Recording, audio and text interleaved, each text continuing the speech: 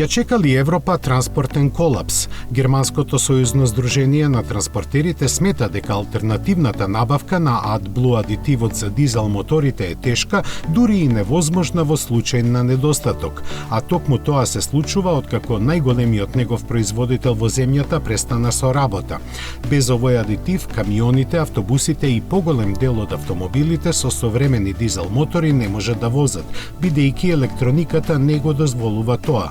Тој се користи за дополнителна обработка на издувните гасови и ги намалува азотните оксиди до 90%. Само во Германија од него дневно се трошат околу 5 милиони литри.